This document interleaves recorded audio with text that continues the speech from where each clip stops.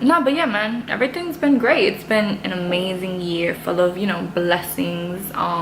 Everything's just great. It's great. Like, everything's just perfect. Like, why would you think anything's wrong?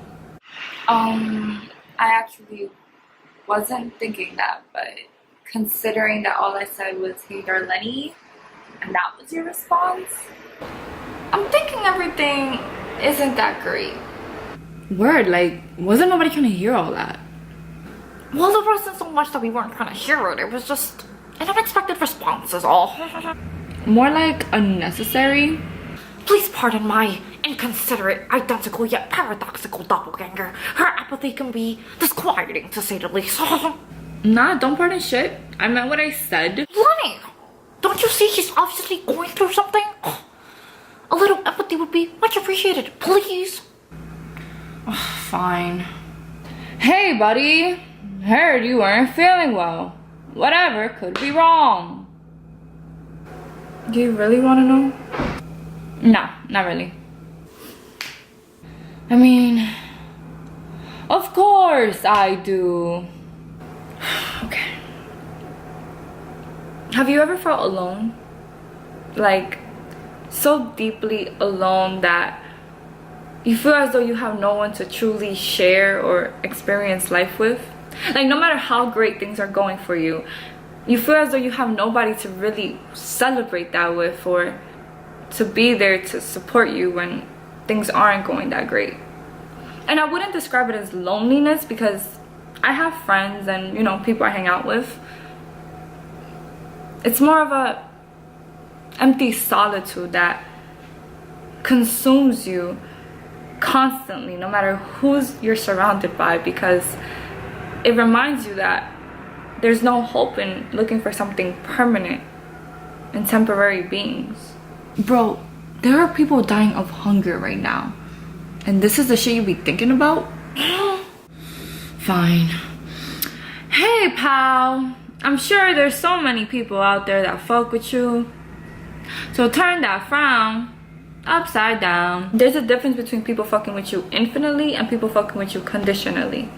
We all know someone that only fucks with you when they need a favor, or they need advice, or they need to vent. And if you think about it, a lot of relationships in our lives are conditional. From friends who only fuck with you when it's convenient to them, or relationships where the other person only fucks with you until they get what they want, or they get tired of using you, or family members that only fuck with you when you got something they need. Sometimes it feels like people don't really see the value in you unless you can contribute something to their lives, and it's fucked up, because in the end you realize that no one's truly down for you the way that you're down for them. You know what I mean? Nah. Thank flop it, Lenny. Seriously, man? Nah, I'm sorry, but I just can't feel bad for somebody that actively chooses to surround herself around toxic people. Like, if you feel like someone's using you, sis, then cut them off. The fuck? You're not obligated to fuck with people that disrupt your energy. So if you find yourself in that predicament, it's because you put yourself there. You act like it's so simple, and it's not. And it's not that complicated either. If someone is toxic in your life, then you need to detox from them, period. But I'm not the kind of person to just cut people off for no reason, especially if I care about you. Because once I care about you, I can't stop. It's not in my nature. I'm just too loyal to just switch up on people. Okay. And you think that's gonna stop people from switching up on you? I mean, it should. It should. Head ass. While I do understand the dilemma you're in, I do believe that Lenny's offering some much needed insight. You see, the people you surround yourself with are a reflection of the worth that you have for yourself. If you allow people to take advantage of you, then it's because you don't see your time and your energy valuable enough to preserve. So if you're constantly making yourself unconditionally accessible to people that demonstrate to you with their actions and inactions that your role in their life is just insignificant and optional, then you're not being loyal to them. You're being disloyal to yourself. Facts. Your dumbass can't just be riding for people that wouldn't even walk for you. You look stupid. What Lenny means is that friendship and loyalty seem to consume an abundance of your energy, and you must learn to distinguish from those who reciprocate that energy and from those who simply drain it. The differentiation lies within the outcome. You see, those who contribute to it are contributing to your growth, and those who don't are simply stagnating it. You're right, but I don't know how to explain that to someone without it leading into a conflict. Because what if they think I'm just switching up on them out of nowhere? Like, these are the people that know me and know everything about me. And you know how long it takes me to trust people and build a bond with them. So what? Am I supposed to just throw away the time and the trust that it took to build these friendships and just start over? You're not throwing away anything per se. It's about recognizing that those friendships were built years ago when the person you were then did not possess the wisdom and the experiences of the person you are now. You're not the same person you were 6 months ago, let alone the person you were 2 years ago. We're human beings, so we're constantly changing and growing and evolving in order to manifest our highest potential. So if the people in your life are not growing with you or promoting your growth, then it's no longer acceptable to allow them in your life just because you're used to them. It's just not enough anymore. And don't worry about what anybody thinks about you, bro, because at the end of the day, you're doing what's best for you. And you shouldn't be worried about losing people if keeping them means losing yourself. It's called self-authenticism. You heard? Authenticism, is that a word? I think you meant authenticity. However you say it, my point is that you're a bomb-ass bitch and you shouldn't worry about losing friends, because as long as you stay true to you, the right people will always want to fuck with you, feel me? I am in complete agreement with that affirmation. And it's one you must apply in friendships and romantic relationships. Oh, don't get a bitch started on relationships. Like, if I had $1 for every time this girl fell for a toxic nigga, I swear she could afford to fix our teeth. Was that really necessary? What? You guys are acting like it's a secret that a bitch got bad teeth. Like, you do know people are watching this in 1080 HD, right? Like, they be seeing these gaps in high quality. Figuring dog farts, Lenny. The constant, redundant commentary has become unbearable. Your necessity to cause disruption in important conversations, such as this one, is infuriating and not constructive at all. Not constructive? I'm the only one keeping it real in this conversation. Like, you can't talk about toxic people and not talk about toxic relationships. And let's keep it a buck. There are mad people in this generation that are involved in toxic relationships or situationships that they know are bad for them, but they're too stupid to let go. One must come from a place of comprehension, not judgment. We must first explore why people decide to stay in these toxic relationships without condemning their choices. Bro, it's obvious why. Because even when people know that the person they're involved with is not a healthy choice for them, they still want to believe they can change them.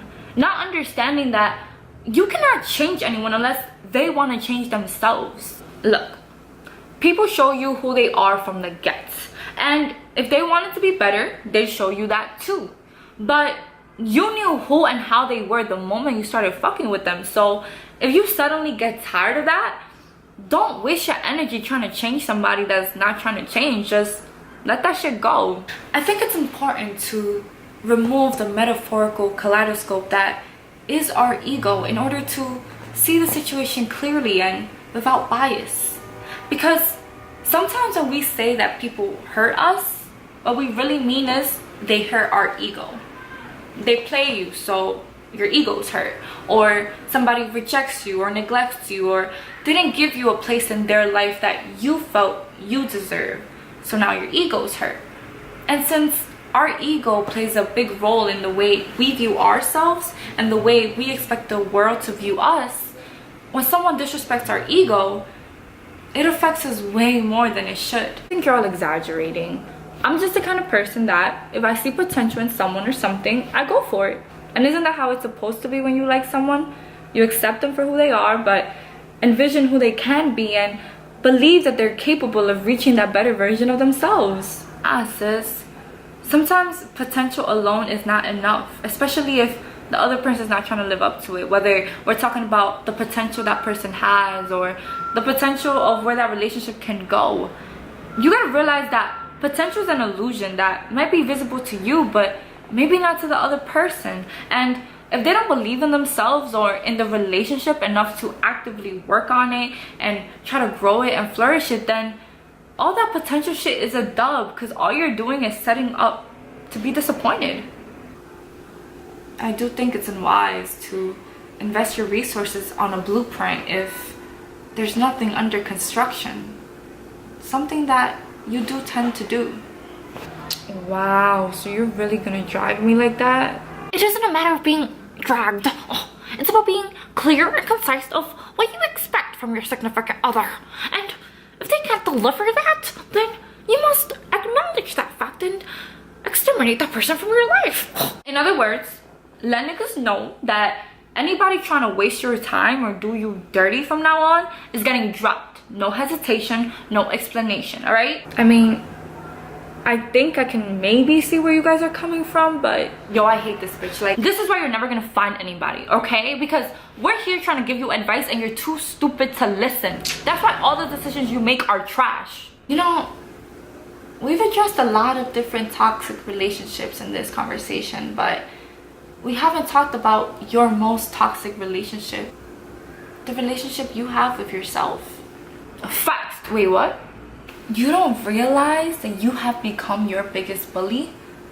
Like, your relationship with yourself is probably one of the most unhealthiest and toxic relationships in your life.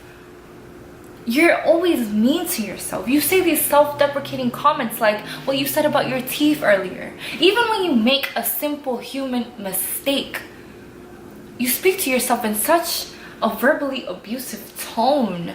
Nah, bro, it just seems that way because when I'm correcting her, I mean us, I be giving her that hood tough love, but that's just because that's the only way a bitch is gonna learn. That's not true. That's just the way you've been taught by your environment, by your family members, by the toxicity of generational trauma.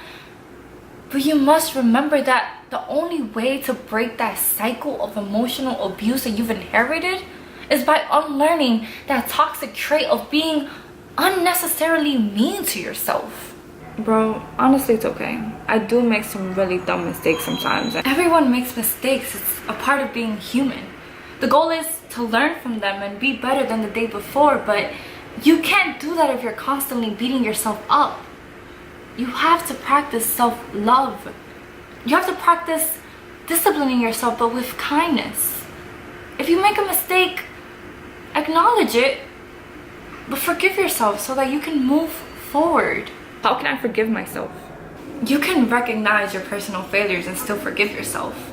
Forgiveness isn't about justifying or excusing a behavior. It's about shifting your attitude towards it, letting go of the negative emotions attached to it, so that you can honor your potential and you can do what you need to do to be the best version of yourself. I mean, do you not see how bad I fuck up sometimes?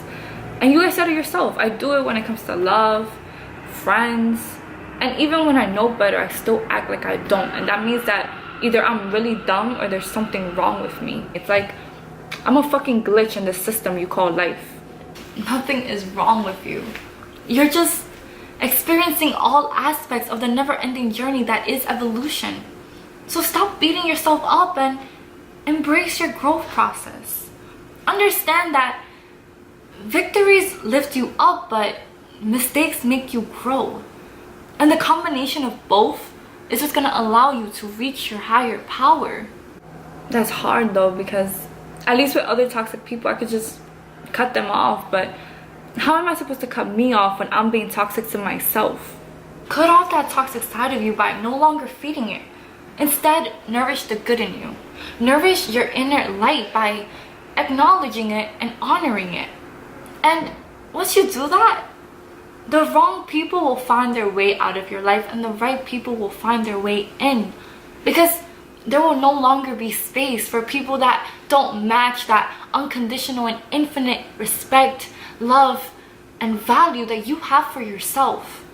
But at the end of the day, you can't talk about the detoxification of toxic people and not talk about the toxic energy that sometimes lives within us, that we put out to the world, that then attracts toxic people into our lives. However, every day that we choose consciously to put out good energy, we separate ourselves from those toxic vibes. And that's where the journey of growth starts. When does it end? As long as you're breathing, it doesn't.